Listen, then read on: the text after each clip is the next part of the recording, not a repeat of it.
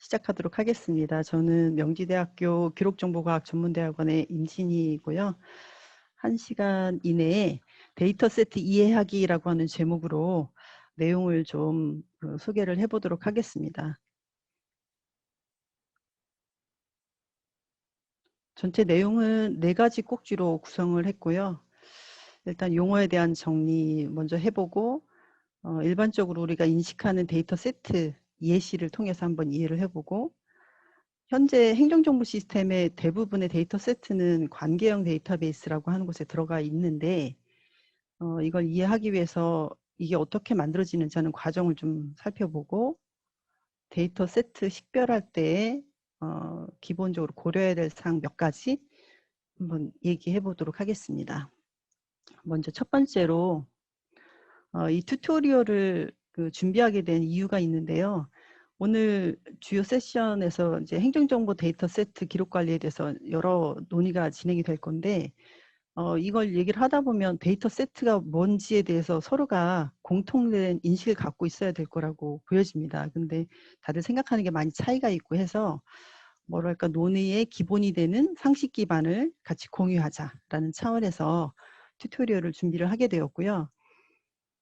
우리가 그 기록의 유형을 여러 기준으로 나눠 봅니다만, 예를 들어 뭐 문서류다, 대장류다, 도면류다, 박물류다, 뭐 이런 식으로 만약에 구분을 한다면, 이건 이 자체가 아날로그로 생성이 되었든 디지털로 생성이 되었든 그 안에 있는 내용이 어떤 류구나, 어떤 식의 관리가 되는 대상이구나 하는 걸 알 수가 있듯이, 데이터 세트류도 위의 유형들과는 구분되는 새롭게 추가되는 하나의 유형이다 라는 생각을 가지고, 그런 보편적인 형태 그리고 특성이 무엇이지 라는 걸 우리가 공통으로 이해할 수 있도록 한번 설명을 해보고자 이 세션을 마련을 했습니다.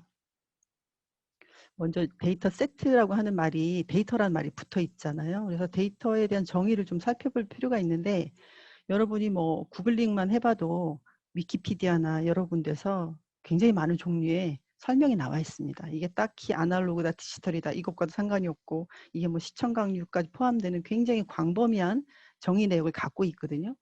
근데 현실적으로 우리 국내 법령을 기반으로 봤을 때 데이터 기반 행정법에서 말하는 데이터는 뭐 정보 처리 능력을 갖춘 장치를 통하여 블라블라, 공공데이터법에서는 공공자가 앞에 붙어 있긴 한데 데이터베이스, 전자화된 파일 블라블라, 거기에 공공기록물 관리법에 전자기록물도 포함된다 이렇게 되어 있고요.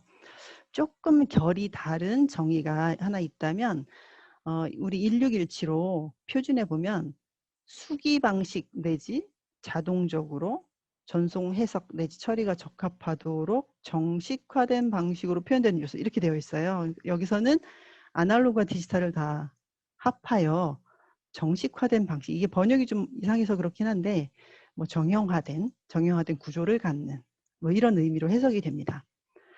또 데이터 세트를 정의한 법령도 우리가 잘 알고 있는 공공기록관리법에도 행정정보 데이터 세트가 행정정보 시스템에서 생산된 이런 표현이 붙어 있고, 이 행정정보 시스템이라는 용어 자체는 되게 중요하죠. 이걸 꼭 기억을 해두시고, 그 하위에 만들어진 표준에서도 기본적으로 시스템에 의해서 관리되는 데이터 세트를 이야기를 하고 있고, 기록학 용어 사전에서도 컴퓨터가 처리하는 걸 대상으로 지금 보고 있습니다. 공공데이터 영역도 이제 마찬가지인데요. 그래서 공공데이터, 근데 여기서 좀 특이한 거, 이 용어가 좀 살짝 다르죠. 데이터, 우리는 세트라고 하고 있는데 공공데이터 표준에서는 데이터 셋 해서 시옷받침으로 표준 데이터 셋 이렇게 표현하고 있습니다. 이게 어쨌든 국가기관에서 이런 용어를, 표준어를 좀 하나로 선택해서 쓸 필요가 있지 않나 이런 생각도 들고, 여기 데이터 셋을 정의한 걸 좀 봐보시면, 기관에서 관리하고 있는 원천 데이터 내에 유사 데이터의 묶음 및 집합, 그 세트라고 하는 말이 이제 어떤 집합, 묶음을 의미한다고 본 거죠. 그래서 원천 데이터의 묶음 또는 유사 데이터, 그러니까 원천 데이터 내에서의 유사 데이터의 묶음, 그러니까 동종이라고 볼 수 있는 것들의 집합체, 이런 식으로 정의했다라는 점을 좀 살펴봐 주시면 좋겠습니다. 어쨌든 오늘 데이터 세트에 대한 이야기를 할 건데 제가 행정정보 데이터 세트 기록 이야기 이렇게 제목을 잡지 않고 데이터 세트 이야기라고 잡은 데는 이유가 있습니다. 어떤 용어라고 하는 건 어쨌든 뭐 그 해당 학문 영역이나 실천 영역별로 필요에 따라서 정의해서 사용하는 거죠. 행정정보 데이터 세트 기록이란 용어도 우리 공공기록관리 영역에서 굉장히 중요한 의미를 가지고 10여 년 동안 사용이 되어왔던 단어입니다. 그러다 보니까 이 행정정보 데이터 세트 기록에는 유형으로 보아 데이터 세트류뿐만 아니라 문서, 도면, 대장, 시청 강요까지 다 포괄되었고 그것이 만들어진 곳이 행정정보 시스템이라면 그 모든 기록이 다 포함되게 되었어요. 근데 우리가 일반적인 문서나 도면, 대장 이런 것들은 예로부터 계속 관리해오던 그런 컨텐츠 유형이잖아요. 네, 데이터 세트류라고 하는 새로운 유형이 추가가 되었기 때문에 저는 이 시간에는 그 데이터 세트류가 대체 뭐냐, 주로 데이터베이스에 저장된다고 하는 이 데이터 세트류를 좀 이해할 수 있는 용어라던가 특징에 대한 설명이라든가 이런 걸 좀 하고 싶어서 제목을 데이터 세트 이해하기로 잡았습니다. 이 튜토리얼 내에서의 정의를 제가 내리고 진행을 하겠습니다. 일단 데이터는 실세계, 우리가 살고 있는 이 세계에서 어떤 특정 사실 하나를 반영한 정보 조각 하나를 의미한다고 보고 그 데이터들이 묶여서 실세계에 존재하는 한 가지의 정보를 표현한 정보 모음을 데이터 세트라고 하겠고 그런 데이터 세트들이 여러 개 모인 것을 데이터 세트 집합으로 보겠다. 물론 얘기를 하다 보면 데이터 세트 집합하고 데이터 세트랑 막 혼용해서 씁니다. 그래서 데이터는 한 개 조각, 그것이 여러 개 묶인 게 데이터 세트 이렇게 정의하고 넘어가도록 하겠습니다. 자, 그럼 데이터 세트는 어떤 종류가 존재하는가? 과거에도 있었다. 사실은 옛날 아날로그 시대에 지금 국가기록원에서 보유하고 있는 정보 중에 많은 정보가 데이터 세트류가 많아요. 제가 이제 몇 가지 샘플을 보여드리는 겁니다.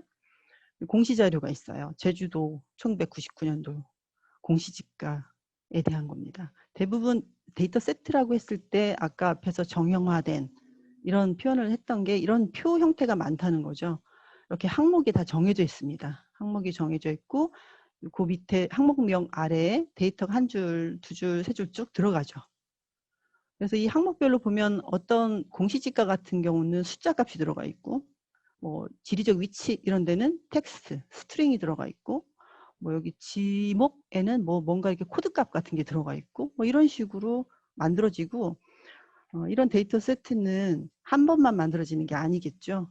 연도별로 만들어지거나 어쨌든 주기별로 게다가 이 표의 형태는 거의 동일하게 유지한 상태로 반복적으로 만들어지는 것이다. 그 뒤에도 보면 이제 통계조사표도 있습니다. 이게 1968년도 데이터인데 물가 현황을 조사한 거예요. 그럼 이제 뭐 영역별로 나눠서 물품에 대해서 어떤 단위로 몇 년도 여기 1968년 3월 2일자로 되어 있어요. 어떤 품목에 대한 가격을 조사해서 전년도 동기 대비 뭐 얼마 올랐다 내렸다 뭐 이런 것들을 물가 현황을 계속 조사한 이런 데이터 세트도 있습니다. 현황조사표도 있죠. 뭐 이 경우는 전국 검찰 현황, 대검찰청에서 보안 문서였던 게 해제된 모양입니다. 그래서 각 지역별로 뭐 몇 명의 직원들이 있는지 하고 위에는 전체 합계를 보여주고 있죠. 뭔가 이런 데이터는 뭐 각 구역별로 조사를 했거나 아니면 대검찰청 어떤 인사 파트에서 일괄해서 항상 현황을 조사하고 있다가 현황표를 어느 시점에 공지하거나 이렇게 했던 자료인 것 같습니다. 자, 그러면 이제 아날로그 시대에 저런 식의 데이터 세트류가 굉장히 많이 실제로 있다라고 말씀을 드렸는데 1990년대 이후에 이제 모든 업무들이 행정정보 시스템을 이용하는 것으로 점점 바뀌어오면서 정보화가 많이 추진이 되면서 현재 시점에는 그럼 데이터 세트류는 어떻게 취급이 되고 있을까? 아마 앞에서 봤던 그런 중요한 그 현황 통계표라던가 그런 데이터들은 여전히 아마 이렇게 결제문서에 본문에 혹은 첨부문서로 이렇게 표로 들어가서 계속 보고가 되고 있을 겁니다. 여기 샘플로 들어준 것은 강동 수도사업소에서 일일 수돗물에 대한 공급량 뭐 증감 현황 보고예요. 이런 데이터가 쭉 들어가 있습니다. 이 보고를 일일이라고 표현한 걸로 봐서 매일 일지처럼 한다는 걸 우리가 유추해 볼 수 있죠. 이것도 데이터 세트죠. 일별 데이터가 1년이면 365개가 만들어지는 데이터 세트다 이렇게 볼 수 있는데, 근데 한 가지 좀 특이한 건 그런 거죠. 여기 있는 데이터는 원천 데이터는 아닐 것이다. 당연히 이 수도사업소에 실제 수돗물이 공급되는 곳에 아마 고도의 정밀한 또 다른 기계들도 있고 기계와 연결된 서버가 있어서 뭐 공급된 수량이라던가 뭐 이런 유량 같은 걸 다 체크를 해서 실시간으로 수돗물의 공급량을 아마 체크하는 기계가 있을 거고 데이터 세트가 실시간으로 계속 쌓이고 있을 것이다. 그런데 윗분들에게 보고할 때는 뭐 하루 종일 수돗물 공급 잘했습니다. 전체적으로 얼마만큼을 공급했습니다.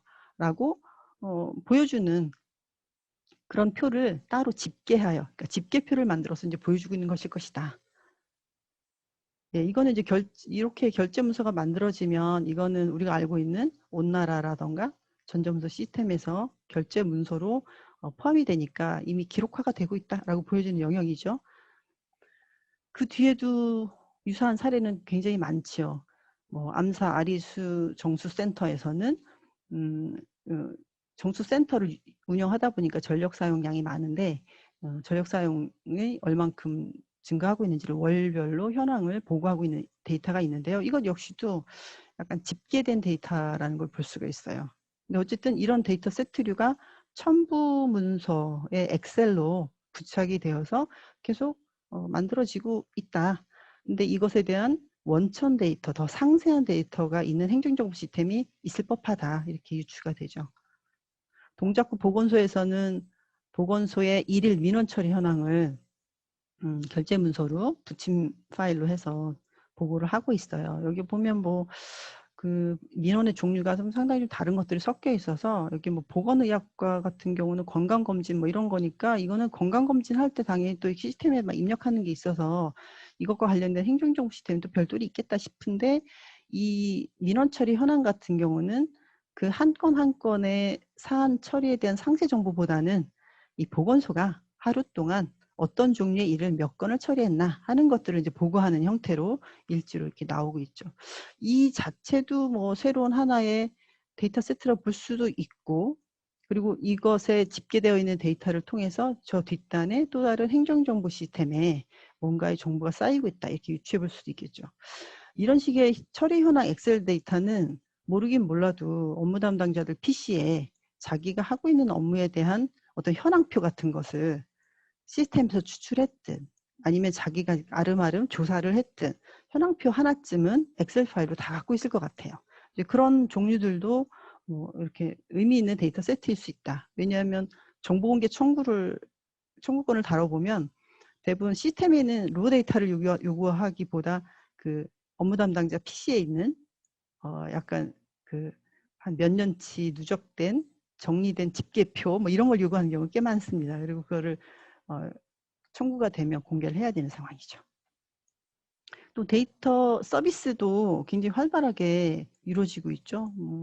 통계청을 통해서 미세먼지 월별 대기 오염도 이런 것들이 제공되기도 하고 이 이야기는 통계청에서 월별로 계속 이런 시군구별 데이터들을 계속 취합한다는 이야기인데 뭐 이 데이터 통계청도 최근에 고민을 들어보면 이 데이터들도 집계 데이터거든요. 집계된 데이터.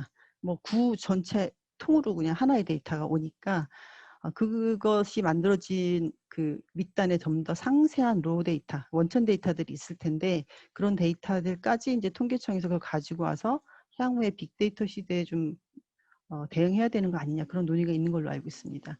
약간 집계성 데이터, 하지만 전국의 것을 다 모아서 한눈에 볼 수 있도록 새롭게 가공하여 보여주는 데이터 세트류고 질병관리청에서 코로나19 관련해서 시도별 발생 현황 이것도 각 지역별 데이터들을 다 수합해서 하나의 표로 만들어서 보여주는 거죠.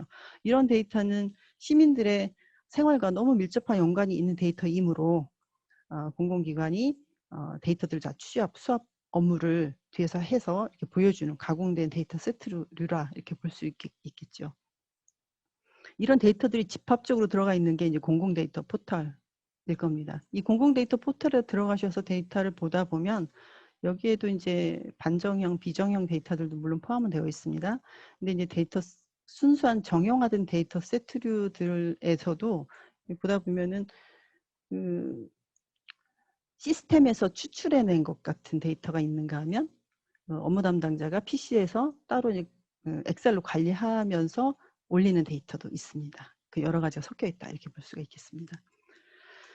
자, 지금 이제 데이터 세트, 제가 생각하는 데이터 세트류라고 하는 거를 아날로그 시절 그리고 이제 디지털 시절 걸 봤는데 대부분 아날로그 시절에 만들어지던 그런 데이터 세트류가 대부분 아마 지금도 시스템을 이용하거나 업무 담당자가 엑셀로 하거나 다 아마 대부분 계속 만들어지고 있을 것이다 라고 보여지고요.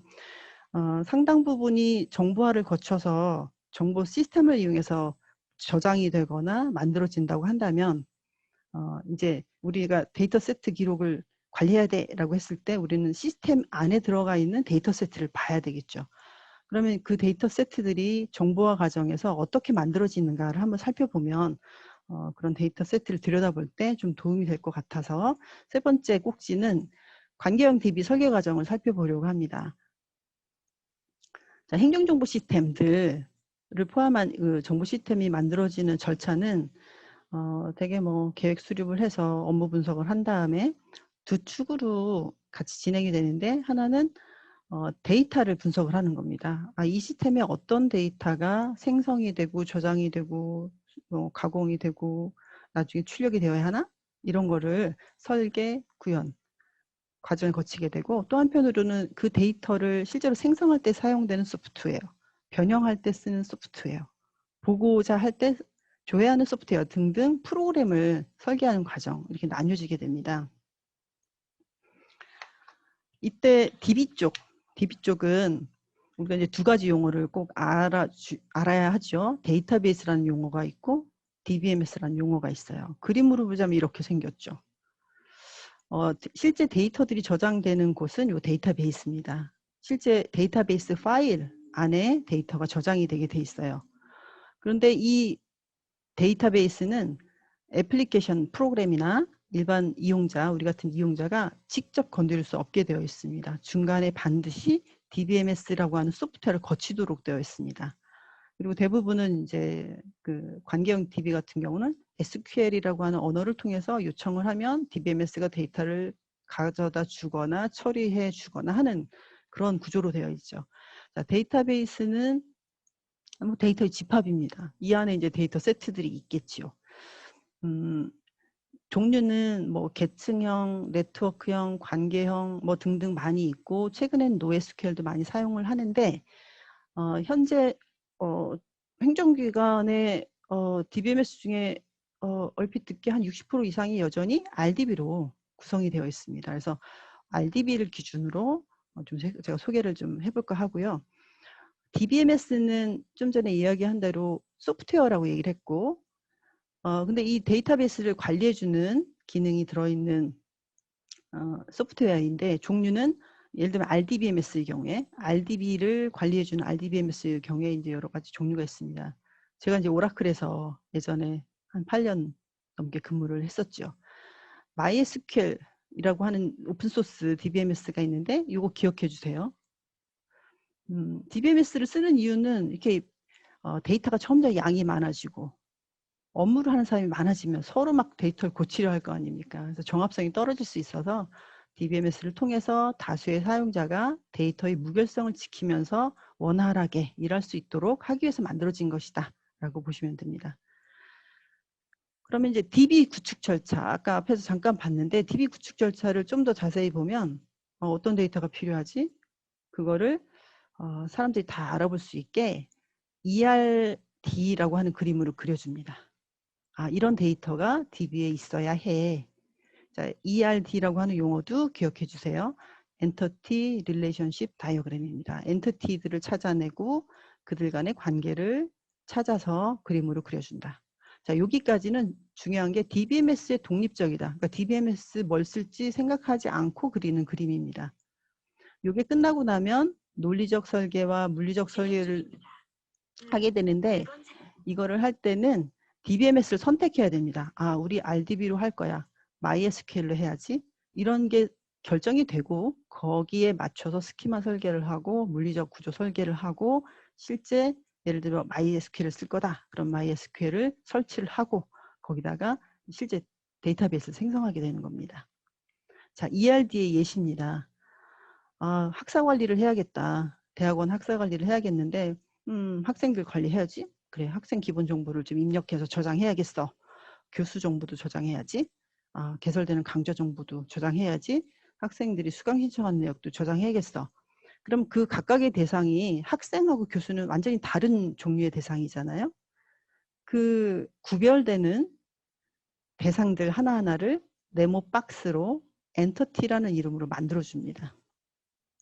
그래서 현재 이 예시에서는 4개의 엔티티가 있는데요. 엔티티 이름을 정해줘야죠. 학생 기본정보, 교수 기본정보 이런 식으로. 그 다음에 학생이 갖고 있는 그 속성 정보 중에 이 DB에서 관리해야 될 대상이 뭔가를 쭉 뽑습니다. 학번 필요하지? 성명, 그래, 입학일자, 졸업일자, 전공명 이런 거 필요해. 교수, 교번, 성명, 주민등록번호 필요해. 그래서 이런 엔티티와 애트리뷰트라고 하는데 이런 것들을 다 잘 뽑아내야 되고요. 그래서 엔티티들이 어느 정도 성격이 밝혀지게 되면 관계를 파악을 합니다. 관계를 하면 학생 정보와 교수 정보를 우리가 각각의 필요에 따라서 관리하기도 하지만 학생과 교수가 맞아.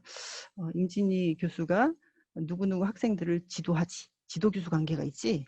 그래서 그 관계를 교학팀에서도 관리를 할 필요가 있다라고 하면 이 관계를 맺어주고 그 학생마다 지도교수는 한 명이니까 지도교수가 누군지라는 걸 알 수 있게 정보를 추가를 해줍니다.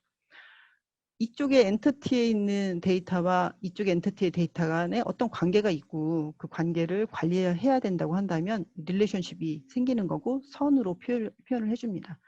이런 ERD를 그릴 때 반드시 머릿속에 샘플 데이터들을 떠올려야 돼요. 실제로 존재하는 데이터의 양상을 떠올려야 여기 이제 항목들, 애트리뷰트 항목도 잘 뽑을 수 있고 이 관계 설정도 제대로 할 수 있습니다.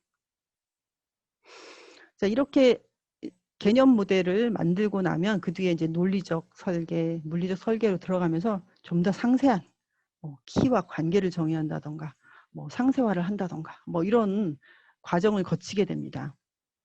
자, 그러면 우리가 RDB, Relational Database, 관계형 데이터베이스를 이용한다고 했을 땐 관계형 데이터베이스로 설계하기 위해서 기본적 용어를 알아야 되죠.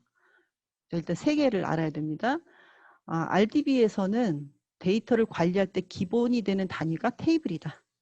이 전체가 테이블입니다. 테이블 단위로 관리를 합니다. 테이블에는 당연히 이름이 있어야겠죠. 그래서 예를 들면 스튜던트라고 이름을 준 테이블이 있다. 그러면 테이블의 구성은 칼럼들과 로우로 구성이 됩니다. 칼럼은 이 테이블의 구조를 말해줘요. 학번, 이름, 입학일자 이런 식으로 그 학생에 대한 정보 항목들이 있죠. 그 항목들을 칼럼이라고 합니다. 예를 들어 김가나라는 학생이 입학을 해서 학생 테이블에다가 데이터를 하나 넣어주기로 했어요. 그러면 학번 부여해서 넣어주고 김가나라고 이름 넣어주고 입학한 정보를 넣어주게 되면 여기 한 개의 김가나라고 하는 학생의 한 개의 정보가 생겨나잖아요. 또 백아원이라는 학생이 또 들어왔어요. 두 번째 데이터를 넣어주죠. 즉 각각의 칼럼의 값을 하나씩 넣어주게 되면 한 건의 학생 데이터가 생성이 되는 거잖아요. 이 각각의 데이터 건들을 로우라고 부릅니다. 지금 현재는 로가 지금 3개가 보이고 있죠. 그래서 구조를 설정하는 칼럼과 그 칼럼의 값들이 하나씩 다 들어갔을 때 만들어지는 로, 컬럼과 로라고 부른다. 테이블을 설계하면서 정의해야 되는 게 테이블명, 칼럼명, 데이터 타입, 제약 조건 등 여러 가지가 있어요. 아까 앞에서 잊어버리셨을 수 있는데 ERD를 만들 때 학생 기본정보, 학번, 성명 이렇게 우리가 인식하기 좋은 한글로 분석을 했다고 치면 실제 RDBMS가 이해하는 DB를 만들 때는 저기 한글 이름 안 씁니다. 다 영문으로 다 바꿔줍니다. 그래서 뭐 이건 이제 규칙을 만들기 나름인데 되게 어쨌든 어떤 네이밍 룰이 있어서 거기에 맞춰서 테이블명, 컬럼명들을 다 영어로 바꿔서 넣어줍니다. 자, 추가적으로 설계하는 내용들을 보면 데이터 타입을 설계한다고 했는데 아까 그 칼럼 하나하나의 항목이 어떤 데는 숫자 값이 들어가야 되고 어떤 데는 뭐 문자가 들어가야 되고 어딘가는 날짜 값이 들어가야 되고 그죠? 그리고 어딘가는 뭐 사진이 들어간다던가 뭐 이력서가 들어간다던가 이렇게 큰 데이터가 들어가야 되는 것도 있죠. 그래서 각 칼럼마다 어떤 유형의 데이터가 들어가서 관리되어야 하는가를 정해줍니다. 이것도 되게 중요한 의미예요. 어떤 류의 데이터가 들어가느냐, 몇 자리까지 들어가게 되느냐.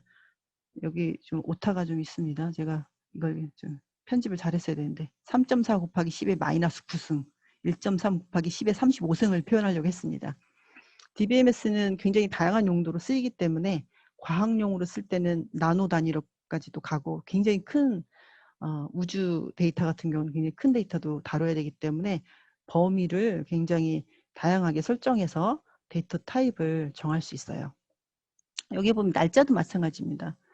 지금 딱 시간을 보니까 지금 1시 37분이 되었는데요. 지금 시각을 데이트라고 하는 걸로 본다면 2021년 5월 7일이다 이렇게 생각되지만 데이트 타입으로 보면 13시 37분이다 이렇게 되는 거고 타임 스탬프로 보면 유니버설 코디네이티드 타임이라고 그래서 UTC로 보면 타임존이라는 게 있잖아요. 그냥 1시 30분 하면 이건 우리나라의 서울에서는 1시 30분이지만 지금 다른 나라는 다른 시각이잖아요. 그래서 그런 것까지 고려했을 때 세계가 협정을 한 표준 시각이 있어요. 표준 시각으로 보면 지금 새벽 4시 37분입니다. 뭐 이런 식으로 데이터 타입을 뭐로 설정해 주냐에 따라서 값이 들어가 있는 양태가 달라서 나중에 이제 데이터를 우리가 분석할 때도 이 데이터 타입이 뭐지? 그럼 이 데이터는 뭘로 해석해야 되지? 이런 거를 잘 봐야 합니다. 제약 조건의 종류도 어떤 칼럼에 널이 허용되느냐. 널이라는 건 뭐냐면 그 칼럼에 값이 없는 상태를 의미해요. 근데 예를 들면 학생 데이터를 입력하면서 학번이 비어있다거나 학생의 이름이 비어있다. 그럼 학생 데이터로서 좀 온전치가 않잖아요. 그런 칼럼은 널을 허용하면 안 돼요. 반드시 값이 있어야 되는 칼럼에 대해서 분석을 해서 제약 조건을 주도록 하고 자, 키 이거 되게 중요합니다. 특히 여기 기본 키, 외래 키라고 하는 용어는 꼭 기억을 해주셔야 됩니다. 테이블마다 가능하면 그 테이블의 대표 선수가 되는 칼럼을 찾아야 됩니다. 그걸 기본 키라고 불러요. 그래서 대표 선수가 되는 칼럼에는 모든 로마다 다른 값이 들어가야 됩니다. 그걸 이제 우리가 고유하다라고 표현하죠. 그리고 너를 허용하지 않도록 합니다. 그래서 항상 값이 있도록 합니다. 왜냐하면 대표 선수니까. 그래서 그 값을 딱 부르면 그 테이블에 그 로가 딱 하나로 정해지도록. 그래서 이런 기본 키가 설정이 되어 있으면 이 테이블은 다른 테이블에서 이 기본 키를 이용해서 쉽게 참조할 수 있어요. 그래서 외래 키라는 이름이 또 있는데 다른 테이블에 있는 기본 키 값을 내 테이블에 복사해 왔다. 복사해 온 이유가 뭐예요? 그 테이블에 그 로랑 관련이 있어 라고 알려주기 위해서 그런 칼럼 다른 테이블에 기본 키 값을 복사해 온 칼럼을 외래 키라고 합니다. 외부에서 온 키 값이니까. 그래서 이 두 개가 쌍이 돼서 두 개가 쌍이 돼서 사실은 A, B 두 개의 다른 테이블인데 RDB는 관계형 DB라고 부르잖아요. 관계가 있다는 거예요. 테이블이 독립적으로 존재하는 게 아니라 대부분 데이터 간에 관계가 있다는 겁니다. 그 관계를 프라이머리 키와 퍼링 키로 연결을 해서 두 테이블을 조인, 연결시켜서 데이터를 한 통으로 보게 해줍니다. 다 체크인이라고 하는 제약 조건을 주기도 합니다. 어떤 칼럼의 값이 특정 값의 범위 안에 있어야 된다. 예를 들면 나이를 얘기하는데 마이너스 3살 이런 거 안 되잖아요. 0 이상이어야 된다. 이렇게 준다든지 키가 마이너스 값 안 되잖아요. 뭐 그런 식의 정당한 값, 올바른 값의 범위가 정해져 있다면 그런 값을 주기도 하고 뭐 예를 들면 학점을 주는데 A 플러스, A 제로, A 마이너스 쭉 그런 건 있지만 x0, y 플러스 이런 거 없잖아요. 줄 수 있는 값의 범위가 정해져 있는 것들을 미리 표기해서 오류 데이터가 들어가지 않도록 해주기도 합니다. 그래서 DBMS를 쓰는 이유는 바로 이런 이유들 때문이에요. 데이터를 내 마음대로 내가 파일에다 막 적다 보면 뭐 잘못된 데이터를 적어도 아무도 검증해주지 않죠. DBMS에는 미리 이렇게 분석을 통해서 이 칼럼은 이러해야 해 라고 하는 거를 제약 조건으로 만들어 두면 외부에서 데이터가 들어올 때 이 조건에 맞지 않는 것을 다 거절을 해줍니다. 그래서 데이터의 정합성, 무결성을 보장받을 수 있게 되는 거죠. 좀 전에 그 테이블 연결에 대해서 이야기를 했는데 프라이머리 키랑 퍼린 키라는 걸 이용해서 관계를 설정한다는 것을 예로 보여드릴게요. 여기가 이제 학생 테이블이고 교수 테이블이에요. 어떤 교수가 어떤 학생을 지도하는지 그 관계를 학사관리 쪽에서 알고 있어야겠다라고 하면 여기 학생 테이블에다가 칼럼을 하나 추가합니다. 추가해서 의미는 지도교수 정보가 되는 거죠. 그래서 여기 교수 테이블에 보면 프라이머리 키가 요 교수 교번이 프라이머리 키예요. 그래서 20001001이라고 하는 교번은 임진이만 갖고 있는 번호예요. 그래서 이 값을 여기다 카피했다는 건 무슨 뜻이냐면 김가나 학생의 지도교수가 임진이다. 나하린 학생의 지도교수는 임진이다 라는 것이죠. 백아원 학생의 지도교수는 박홍비고 송채식 학생의 지도교수는 박홍비인 것이죠. 이렇게 두 개의 테이블을 연결해서 볼 수 있도록 하는 거니까 만약에 김가나 학생의 지도교수 이름이 뭐야? 라고 묻는다면 여기에는 데이터가 없어요. 지도교수의 교번만 있지. 하지만 이렇게 찾아가 보면 임진입니다 라고 대답할 수 있는 거죠. 김가나 학생의 지도교수 이름이 뭐야? 임진이입니다 라고 보려면 두 테이블을 이 값이 같은 것끼리 연결해서 봐야만 합니다. 두 테이블을 조인해서 보았을 때 답이 가능해지죠. 실제로 DB상의 테이블 간의 관계가 무지하게 많고요. 그런 관계를 통해서 테이블 두세 개씩은 기본으로 조인해서 같이 보는 경우가 많지 테이블 하나만 달랑 보는 경우는 극히 드뭅니다. 오히려. 그래서 조인이 일상화 데이터라고 보시고 근데 여기서 한 가지 좀 덧붙여 얘기하고 싶은 거는 지금 이제 프로페서랑 스튜던트 사이에 이렇게 프라이머리 키, 포린 키 관계가 있다라고 이제 의미상으로는 분석은 됐지만 DB상의 이 컨스트레인트, 그러니까 제약 조건을 생성해 놓기도 하고 어떤 경우는 관계가 내용적으로는 있지만 이런 키 설정을 안 하는 경우도 있어요. 그거를 실제로 이제 지도교수 관계 정보를 입력하는 화면이 만들어지잖아요. 애플리케이션 프로그램에서 뭐 그냥 알아서 그쪽에서 통제를 하는 경우도 있습니다. 나중에 이제 데이터 세트를 DB를 통해서 들여다볼 때 뭐 이런 부분이 좀 아쉽죠. 이런 제약 조건이 DB 안에 잘 정의가 돼 있으면 그거를 우리가 다 파악을 할 수가 있어요. 그래서 이 두 개의 테이블 간에 강력한 연결관계가 있군 알 수가 있는데 이거를 DB상에 만들어 놓지 않고 애플리케이션에서 알아서 이걸 통제를 해봤다라고 한다면 DB는 아무리 들여다봐도 이것과 이것이 그런 관계에 있는지 좀 분석이 어려워집니다. 자, 이런 식으로 테이블에 대해서 상세한 내역을 다 분석하고 정의를 하게 되면 이렇게 테이블 정의서라고 하는 걸로 원래 논리명이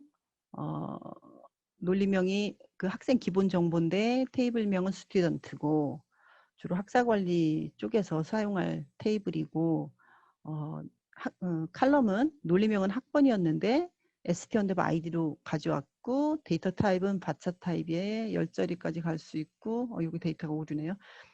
너를 허용하지 않고 얘는 프라이머리 키야. 그리고 요 밑에 지도교수 교번은 프로페서 교수 테이블에 아이디 칼럼을 참조해온 퍼린 키야. 뭐 이런 식으로 다 이제 정의서를 만들어줍니다. 이게 원래 DB를 설계하면 기본으로 만들어줘야 되는 산출물이에요. 그러면 우리가 어떤 행정정보 시스템의 데이터 세트를 파악하기 위해서 딱 접근할 때 제일 먼저 달라고 해야 되는 거는 이런 테이블 정의서겠죠. 근데 아쉽게도 테이블 정의서가 현행화되어 잘 만들어져 있는 시스템은 극히 드뭅니다. 그래서 아쉽죠. 근데 어쨌든 이런 것들을 만들어서 과정을 거쳐서 만들어진 게 DB다. 근데 그 밖에 또 정규화라고 하는 말도 앞에 있는데요. 정규화를 거치기도 합니다. 정규화라고 하는 거는 뭐 이것 말고도 더 많은 규칙들이 있는데 뭐 반복 그룹을 제거한다, 부분키 종속성을 제거한다, 넌키 종속성을 제거한다. 이건 다 목적이 뭐냐면 DB상의 중복 데이터를 줄여서 예를 들면 임진이 삽 교본이 뭐야 라고 하면 그냥 한 번만 있으면 되는데 여기저기 임진이 막 이렇게 임진이 정보가 많다면 어디 한 군데 좀 변경이 났을 때 다른 것도 다 같이 고쳐줘야 되는데 다 같이 고쳐지지 않았으면 이제 서로 일관되지 않은 데이터가 존재하게 되잖아요. 그래서 무결성이 깨지기 쉬워요. 그래서 중복 데이터를 줄이기 위해서 정규화를 거칩니다. 이건 굉장히 수학적인 논리예요. 그래서 그렇게 하다 보면 근데 결과가 원래는 하나의 테이블인 줄 알았는데 그게 여러 개의 테이블로 분화가 돼요. 개수가 많아집니다. 물론 이제 다 관계를 강력하게 갖는 그룹이 되겠죠.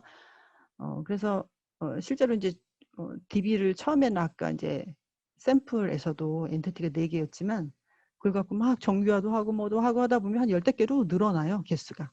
10개지만 거기에 담고자 하는 내용은 그냥 원래 처음 생각했던 그 내용 하나입니다. 그래서 테이블 개수가 많다고 해서 뭐 내용이 많고 뭐 이런 거라기보다는 DB는 DB 나름의 이걸 운영을 무결성을 지키면서 잘하기 위해서 나름의 이유로 테이블이 쪼개지기도 한다. 근데 그것이 강력하게 연결되어 있는 구조가 어떤 건지를 우리가 파악하게 되면 한 덩어리로 인식할 수 있다. 이런 점이고 정규화는 되게 앞에 ERD 그리고 테이블 설계하는 과정에서 고수 설계자들은 알아서 머릿속에서 다 정규화를 합니다. 그래서 테이블을 다 쪼개서 만들어줍니다. DB 구성 요소는 지금 테이블이 가장 중심이지만 RDB의 경우에 예를 들어 오라클 같은 경우에는 그 안에 뭐 스토어드 프로시저나 스토어드 패키지 뭐 DB 트리거 같이 프로그램도 만들어 넣을 수 있고요. 그리고 또 뷰라고 하는 걸 만들 수 있어요. 그 여러 테이블에 사실은 한 덩어리인데 뭐 정규화를 통해서든 막 테이블이 쪼개질 수 있다고 그랬잖아요. 근데 그거는 하나로 보고 싶죠. 매번 그 여러 테이블을 조인을 해서 데이터를 보는 경우가 많습니다. 그러면 아예 테이블들을 조인해 놓은 뷰, 걔를 한 번에 볼 수 있는 뷰라고 하는 거를 가상으로 만들어 놓고 그 뷰를 이용해서 데이터를 쉽게 조회해 보이기도 해요. 이 뷰라고 하는 건 되게 편리한 것이라서 우리가 나중에 데이터 세트를 뭐 식별한다거나 할 때도 많이 활용할 수 있는 그런 기법이라고 보여지고 데이터 조회를 빨리 할 수 있게 인덱스를 만들어 준다거나 하는 것도 있고 뭐 데이터에 메타데이터가 들어가 있는 딕셔너리 정보도 있을 수 있고 당연히 뭐 이용자라든가 권한, 스키마 이런 정보들이 다 또 추가로 들어갈 수 있게 됩니다. 자, 제가 이번 세션에 보너스를 2개 준비했는데요. 네, 반가우실 것 같아요. 갑자기 보너스라니.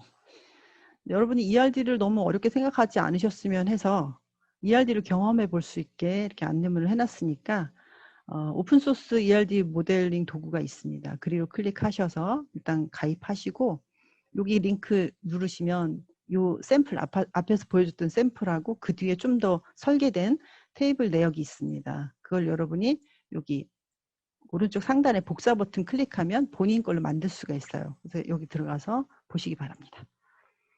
자, 이렇게 이제 데이터 그러니까 이제 그 설계가 다 끝나고 나면 이제 DBMS 설치하고 DBMS의 기능을 이용해서 이거 데이터를 생성하는 것부터, 그러니까 테이블 생성하는 것부터 해야 되는데 DBMS랑 소통을 할 때는 항상 SQL이라고 하는 언어를 통해서 합니다.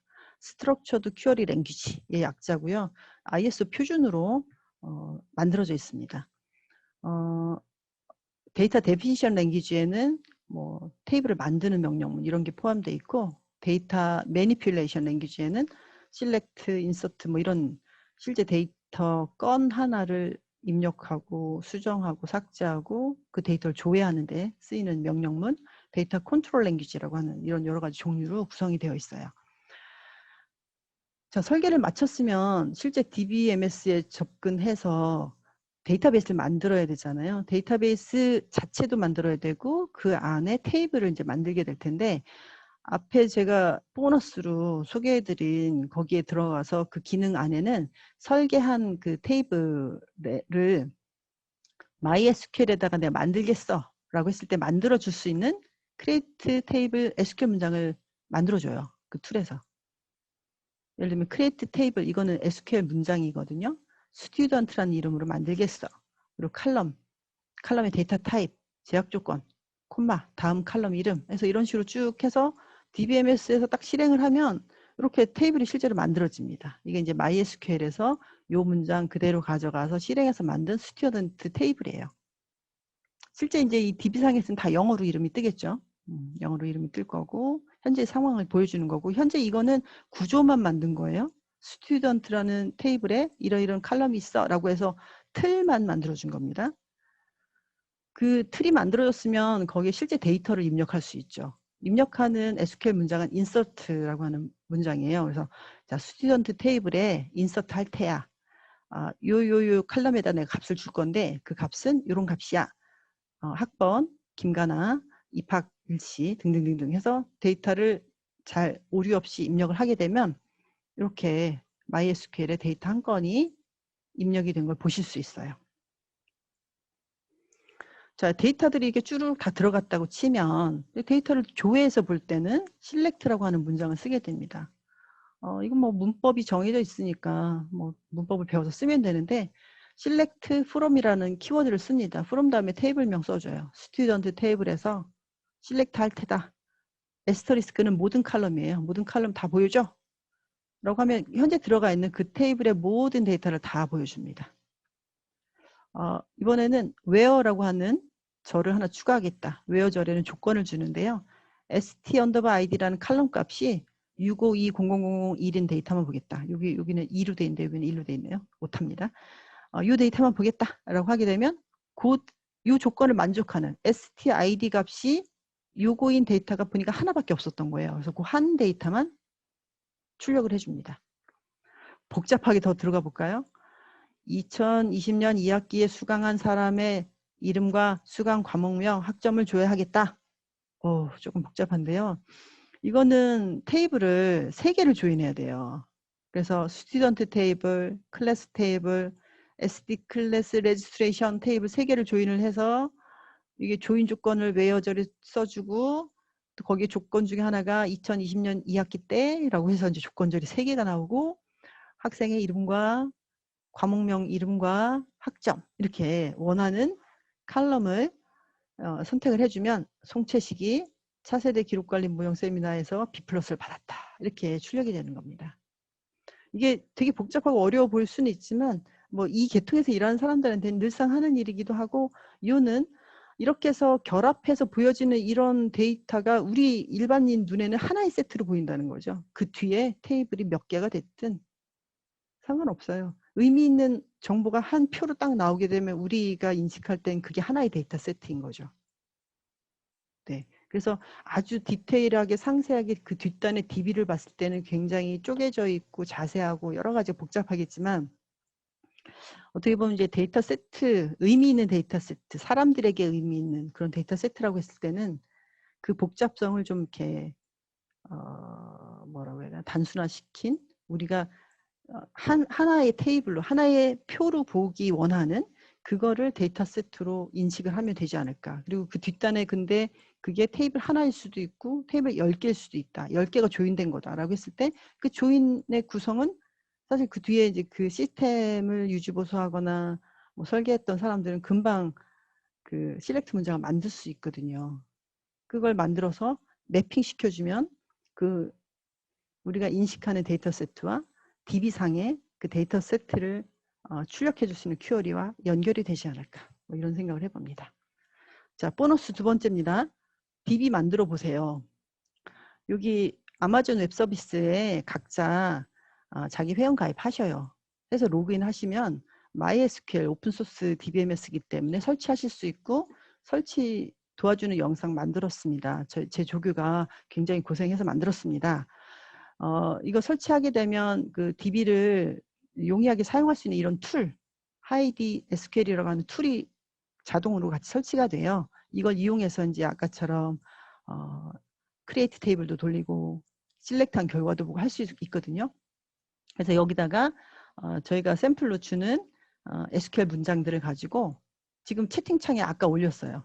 sample.sql 가지고 가셔서 여기서 그거 다 실행시켜 보시면 이렇게 이 문장이 다 실행이 돼서 테이블들도 만들어지고 인서트 문장도 들어가 있어서 데이터도 샘플 데이터 다 들어갈 거예요. 구경 한번 해보시면 좋겠습니다. 자, 이렇게 ERD부터 시작해서 실제 DB 만드는 것까지 이렇게 거칠게나마 이제 과정을 살펴봤는데, 그러면 지금 각 기관에 있는 행정정보 시스템에는 이런 식의 과정을 거쳐서 만들어진 데이터베이스가 운영되고 있겠구나. 우리는 출발점이 이미 운영되고 있는 시스템들을 놓고 이제 데이터 세트 뭐가 있지? 찾아보려고 하는 그런 관점이잖아요. 네, 데이터 세트를 어떻게 식별하면 좋을까? 여기서 완전한 답을 드리겠다는 게 아니고 오늘 이야기한 것 중에 몇 가지 실마리만 이야기를 하겠습니다. DB는 혼자 만들어지는 게 아니라 동일한 하나의 축이 애플리케이션을 만드는 과정이에요. 소프트웨어도 같이 만들어집니다. 이 과정에서 이런 표를 만들기도 하고 나중에 이걸 만들기도 하는데 이걸 CRUD 분석이라는 걸 해요. 우리가 이제 애플리케이션에 우리 입학생 등록하는 화면 필요해. 학생 정보 얘가 자꾸 뭐 변동이 생기네. 주소 변경, 전화번호 변경, 뭐 학과 변경, 뭐 이거 변경하는 화면 필요해. 수강 신청 내역 조회하고 입력하는 화면 필요해. 뭐 신규 강좌 등록하는 거 필요해. 등등등등. 이게 다 업무죠, 업무. 업무를 하기 위해서 필요한 화면 애플리케이션들이 다 이제 필요한 거예요. 그런데 이 각각의 화면에서는 봐야 되거나 사용해야 되는 데이터, 테이블이 다 다르죠. 이 화면, 이 프로그램을 통해서 이 테이블의 데이터를 크리에이트, 생성하게 되는가, 혹은 리드하게 되는가, 그 데이터를 업데이트하게 되는가, 딜리트하게 되는가를 분석을 하는 표입니다. 그래서 이걸 쭉 하다 보면 예를 들면 스튜던트와 관련된 화면이 한 4개쯤 있고 프로페서 관련된 것도 뭐 6개 정도 있고 뭐 이렇게 돼 있잖아요. 이렇게 CRUD가 한 화면 프로그램에서 한 애플리케이션에서 뭐 2-3개 테이블을 건드리기도 하고 이렇게 되는 경우는 이 테이블들이 결국 한 덩어리다 이렇게 볼 수가 있거든요. 실제로 DB상에는 테이블이 제가 샘플로 예를 들은 4개밖에 없는 경우는 없겠죠. 수십 개, 수백 개, 수천 개 있어요. 테이블들이. 근데 한 DB 안에 만약에 수백 개의 테이블이 있다고 했을 때 어떤 애플리케이션에 들어가면 우리가 어떤 프로그램을 열고 들어가면 대 메뉴가 있고 중 메뉴가 있고 소 메뉴가 있잖아요. 이거는 거의 소 메뉴에 해당하는 급이에요. 요 위에는 또 이렇게 중 메뉴, 대 메뉴가 있겠죠.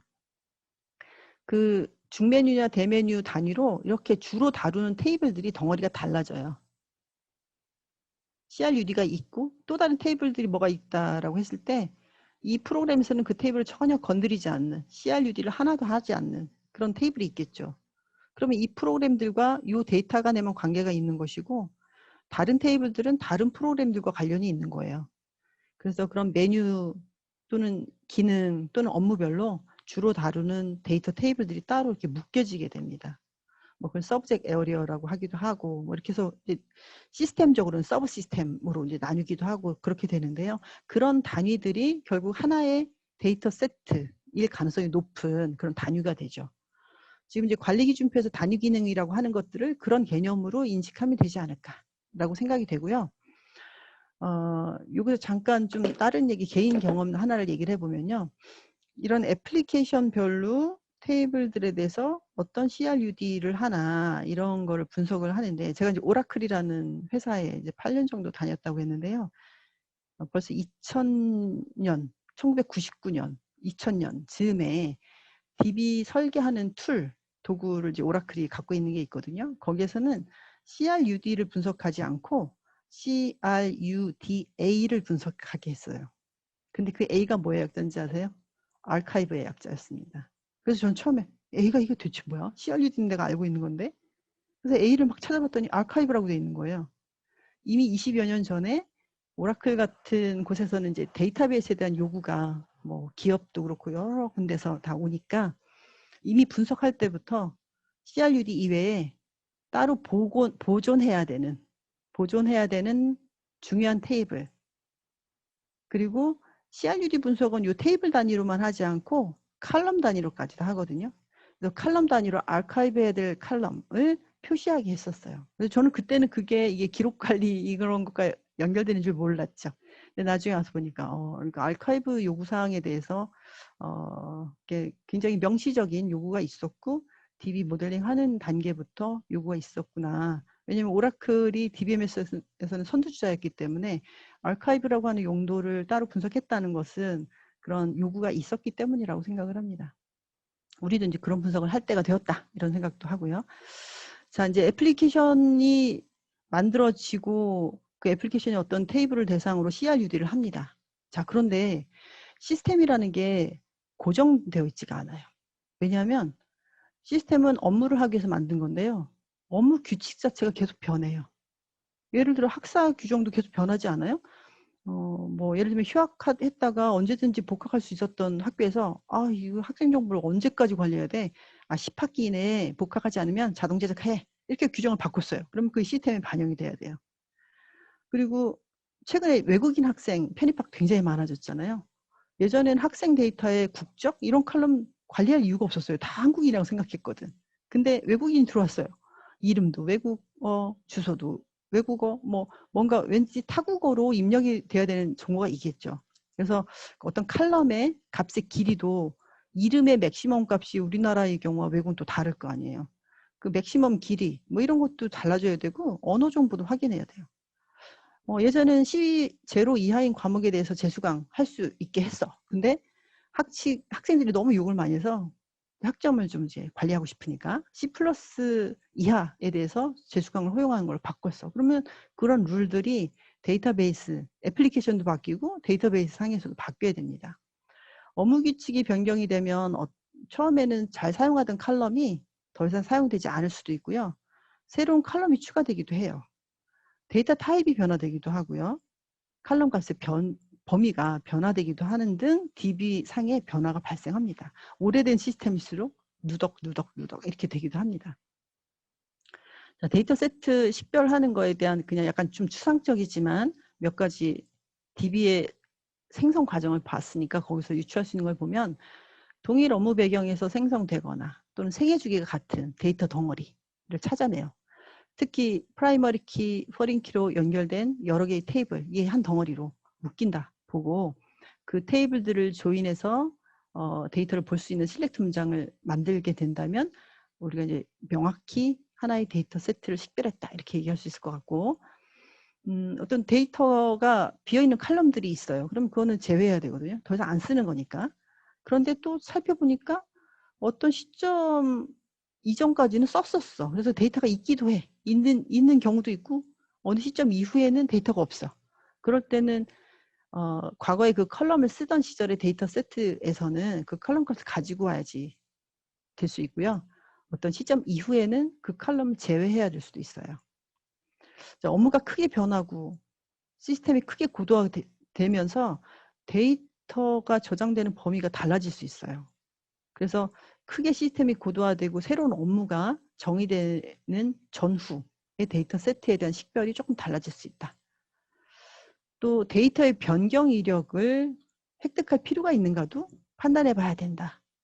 예를 들어 학생 기본 정보에서 전공, 기록관리 전공 이렇게만 들어가 있거든요. 근데 전과를 했어. 그러면 이제 문화자원 기록으로 바뀌었지? 해서 문화자원 기록으로만 딱 바꿀 거냐? 아니면 입학해서 한 학기는 기록관리 전공이었는데 두 번째 학기부터는 문화자원 기록 전공이었어. 그러면 전과한 이력 정보가 당연히 남겠죠. 요즘 뭐 당연히 남길 것 같아요. 그러면 전과한 이력 정보를 데이터 세트를 같이 포착할 거냐? 이렇게 생각할 수 있고요. 근데 수강 신청 같은 경우는 어때요? 수강 신청 기간 동안에 여러분 마음 여러 번 바꾸잖아요. 이거 신청했다가 아니야 저거 했다가 그 저장할 때마다 데이터 세트가 많이 생기는데 그 수강 신청 변경 기간이 딱 끝나고 나서 확정이 되잖아요. 그럼 그 이전에 내가 이거 선택했다가 아니야 저거 선택해야지 왔다 갔다 한 그 중간값 의미가 있을까요? 대부분 아마 데이터가 너무 많기도 하고 의미가 없다고 생각할 거예요. 그래서 그런 데이터는 데이터 세트로 포착하지 않는 걸로 결정할 경우가 많습니다. 그래서 데이터 변경 이력도 또 중요도에 따라 포함할지 말지를 결정해 볼 수 있겠다. 자, 데이터 세트를 이렇게 정할 때, 요게 하나의 단위의 데이터 세트야라고 정할 때 고려해야 될 거 한 3가지 정도 말씀드리겠는데, 그중에 첫 번째가 코드 값이에요. 수강신청 내역에 학점이 있잖아요. 근데 이것의 의미가 뭐냐? 어떤 코드, 학점 값 코드를 우리는 허용하느냐부터, 그걸 뭐 4.5점 기준으로 보느냐, 4.3점 만점으로 보느냐, 백분율로 보느냐, 뭔가 이거에 대한 환산표가 필요할 때가 있잖아요. 근데 이런 코드 테이블을 DB에 같이 갖고 있으면서 연결해서 볼 수 있게 해주는 DB도 있는가 하면, 이거는 그냥 애플리케이션에서만 갖고 있거나 따로 관리하고 DB에는 이 데이터만 들어가 있는 경우가 있어요. 그런 경우에 이 표가 같이 획득되어야만 이 학점 코드 값에 대한 정확한 의미를 알 수 있다. 갑자기 죄송해요. 제 사진을 넣어놨어요. 지금 교수 데이터 같은 경우 예를 들어 드리자면, 아까 데이터 타입 중에 자세히 설명은 안 했지만 좀 대형 객체를 넣을 수 있는 그런 컬럼들을 정의할 수 있어요. 뭐 C랍, B랍 뭐 여러 가지가 있는데요. 예를 들면 이제 비트스트림, 바이너리 데이터를 직접 넣을 수 있는 그런 컬럼들이 있거든요. 예를 들면 사진 파일 같은 거 넣을 수 있는 거죠. 어떤 거는 뭐 그 파일을 직접 넣지 않고 파일에 경로하고 이름만 넣어놓고 이 DB 바깥에 파일 스토리지에 파일을 두고 이렇게 가리키도록 하는 그런 구조도 가능해요. 그래서 이렇게 파일들이 섞여 있는 경우, 일단 이 시스템에서는 이런 데이터가 더 중심인지 이런 파일들이 더 중심인지를 좀 분석할 필요가 있습니다. 그리고 여기에 들어가 있는 파일들이 여기 시스템에만 있는 유일본인지 사본인지, 예를 들면 뭐 다른 결제문서에도 있는데 여기에도 뭐 참고용으로 첨부가 되어 있는 것인지, 이런 걸 좀 볼 필요가 있고요. 그리고 특히 이 앞에 요 데이터들 항목이 주로는 어떤 DB는 실제 저장해 놓은 그 데이터 자체가 중요한 시스템이 있는가 하면, 어떤 경우는 어떤 업무를 할 때 여러 담당자가 같이 일을 진행하다 보니까 일의 진척 상황을 공유하기 위해서 데이터베이스에 요 일까지 됐어? 그 다음에 뭘 할 차례야? 그런 용도로 로깅하듯이 데이터를 운영하는 경우도 있거든요. 그래서 단순히 업무 진척 상황을 표시하는 용도인 경우에는 그 데이터, 이런 정형화된 데이터 자체보다는 거기서 업로드하는 이런 파일들이 훨씬 더 중요한 정보일 수 있습니다. 자, 마지막으로 그 애플리케이션 프로그램 안에 이렇게 보다 보면 어떤 메뉴에 가보면 전체 데이터를 조회하는 화면, 그래서 검색해서 뭐 전체를 목록을 보고 목록을 클릭하면 상세 정보를 화면에 보여준다던가, 이런 식으로 뭔가 사안이 완료된 결과를 상세 정보를 볼 수 있는 화면들이 있는 경우 있어요. 그리고 그 데이터를 보다가 내가 원하는 것을 엑셀로 다운로드를 받는다거나, 또는 보고서로 만들어준다거나, 또는 뭐 증명서 서식이 있어서 그 서식에 데이터를 넣어가지고 서식화해서 증명서를 발급하는 기능이라거나 등등, 보고서나 증명서를 만들어내는 그런 기능이 있는 경우에는 그 대상이 된 데이터들은 되게 중요한 데이터 세트인 경우가 많아요. 특히 서식이 법정 서식이거나 표준 서식인 경우. 특히 이제 서식이 활용되는 경우에는 데이터 세트 값만이 아니라 이 서식도 보존 대상인지 같이 봐야 하죠. 지금 이제 애플리케이션과 DB가 상호 되게 밀접한 연관이 있기 때문에 우리가 데이터 세트를 얘기하고 식별하고 가져온다고 했을 때 데이터만 너무 집중할 수 있는데, 일부는 애플리케이션 쪽에서 하는 역할이라던가 그쪽에서 끌어와야 될 정보도 있을 수 있으니까 그걸 잘 감안해서 봐야 됩니다. 자, 여기까지가 우리가 그 뒤에 학술적으로 논의할 그 내용을 우리가 잘 팔로우업 할 수 있게 해서 데이터 세트란 무엇인가를 제 나름대로 한번 설명을 해보았습니다.